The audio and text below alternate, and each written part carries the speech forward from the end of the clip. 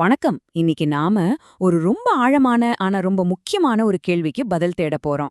ஸ்ரீ ராமகிருஷ்ணரோட சீடரான சுவாமி அபேதானந்தரோட போதனைகளை வச்சு நம்மளோட உண்மையான அடையாளம் என்னன்னு பார்க்கலாம்.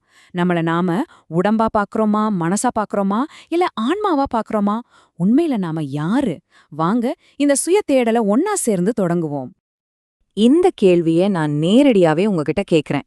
இல்லன்னா நீங்களே உங்கள ஒரு நிமிஷம் கேட்டுக்கோங்க. உண்மையில நீங்க யாரு? யோசிச்சு பாருங்க. ஏன்னா இந்த ஒரு கேள்விக்கான பதில் தான் உங்க வாழ்க்கையோட திசையையே தீர்மானிக்க போகுது. சொல்லப்போனா இதுதான் உண்மையான சுயதேடலோட முதல் படி. சுவாமி அபேதானந்தரோட போதனைகள் படி நம்ம கிட்ட இந்த 3 அடையாளங்கள்ல ஏதாவது ஒன்னு தேர்ந்தெடுக்கிற வாய்ப்பு இருக்கு. 1, நாம நம்மள வெறும் உடம்பா பாத்துக்கலாம். 2, நம்மள வெறும் மனசு, அதாவது நம்ம அகங்காரமா பாத்துக்கலாம். இல்ல 3வது, நம்மள நாம நித்தியமான ஆன்மாவா உணரலாம். நம்ம எது தேர்ந்தெடுக்கலோமோ அதுதான் நம்மளோட நிலைய முடிவு பண்ணும். சரி, இப்ப நாம முதல் 2 அடையாளங்கள பத்தி கொஞ்சம் ஆழமா பாப்போம். அதாவது உடல் உணர்வு, மன உணர்வு. நம்மள நிறைய பேர் இந்த 2 உணர்வு நிலைகள்ல தான் வாழ்க்கைய வாழ்ந்துட்டு இருக்கோம்.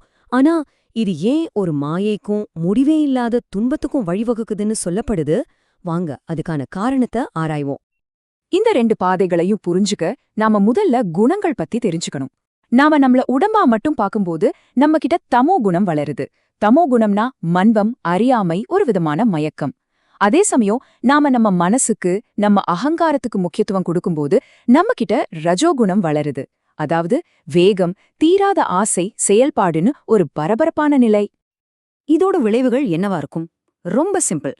நம்மள வெறும் உடம்புன்னு மட்டும் நினைச்சுக்கிட்டா அது நம்மள ஒரு தாழ்ந்த நிலைமைக்கு கொண்டு போய் உண்மையான அறிவை தெரிஞ்சுக்க விடாம இந்த உலக மாயிலே சிக்க வச்சிடும்.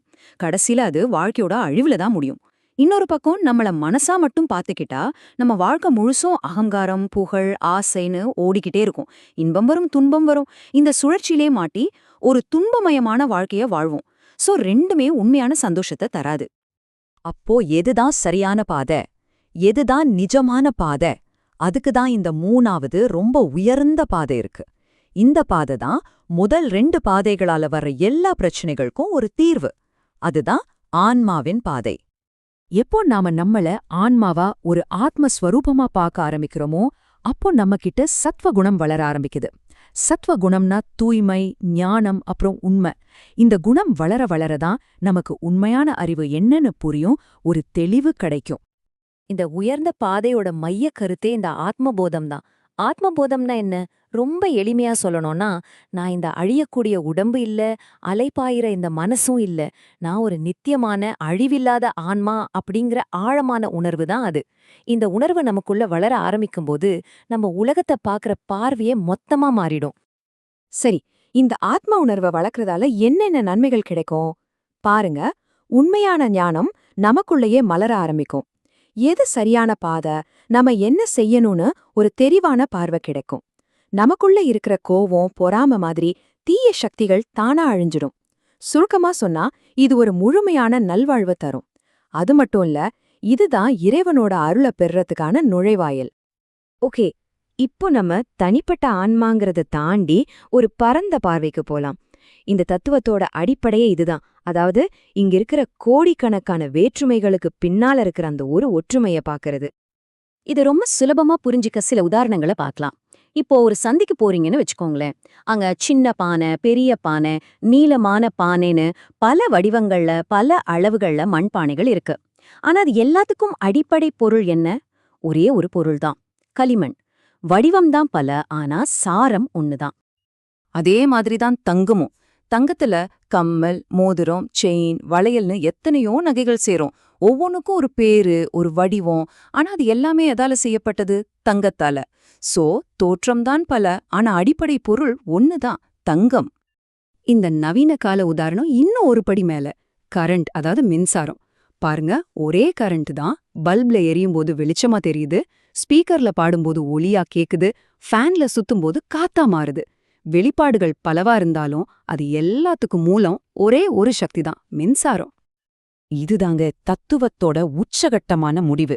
பிரம்மம்னு சொல்லப்படுற ஒரே ஒரு மெய்ப்பொருள் தன்னோட மாயா சக்தியால நாம பாக்குற இந்த கோடிக்கணக்கான உயிர்களாவும் பொருட்களாவும் தன்னை வெளிப்படுத்திக்குது.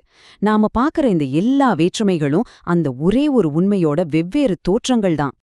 சரி, இந்த புரிதல் எல்லாம் நம்மள எங்க கொண்டு போய் சேர்க்கும்? இதோட நடைமுறை இலக்கு என்ன? நாம் அடைய வேண்டிய அந்த இறுதி நிலை என்ன? அத பத்தி இப்போ பார்க்கலாம். ஸ்ரீ ராமகிருஷ்ணரோட சீடர்கள் நேர்ல பார்த்த ஒரு சக்தி வாய்ந்த சம்பவத்தை இப்ப நான் சொல்றேன். இமயமலையில ஒரு ஞானி ஆழ்ந்த தியானத்துல உட்கார்ந்திருக்காரு. அந்த நேரத்துல யாரும் எதிர்பார்க்காத விதமா ஒரு புலி வந்து அவரோட உடலை கவ்வி பிடிச்சுக்குது. அந்த நொடியில புலியோட வாயில உடல் சிக்கும் பொழுது கூட அந்த ஞானியோட வாயிலிருந்து வந்த ஒரே ஒரு வார்த்தை சிவோகம். சிவஹோம்னா என்ன தெரியுமா? அதோட அர்த்தம் நானே சிவம், அதாவது நான் சிவனாக இருக்கிறேன். இது ஒரு சாதாரண வார்த்தை இல்ல, இது ஒரு உச்சகட்ட பிரகடனம்.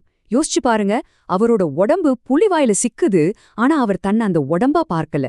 அவர் தன்னை ஆன்மாவா உணர்ந்ததால, அந்த ஆன்மா சிவத்தோட ஒன்னு கலந்த நிலையில இருந்ததால அவருக்கு அந்த வலியோ பயமோ எதுவுமே தெரியல.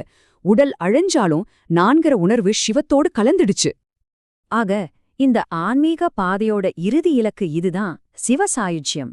அதாவது இன்பம் துன்பம் நல்லது கெட்டதுன்னு நாம பாக்குற இந்த வேற்றுமைகள் நிறைந்த உலகத்தை தாண்டி அந்த பரம்பொருளோட அந்த தெய்வீகத்தோட முழுசா இரண்டர கலந்துடுற நிலை.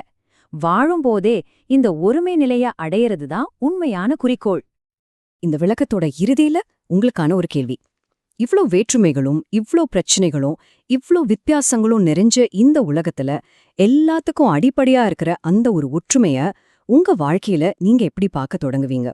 கொஞ்சம் யோசிச்சு பாருங்க.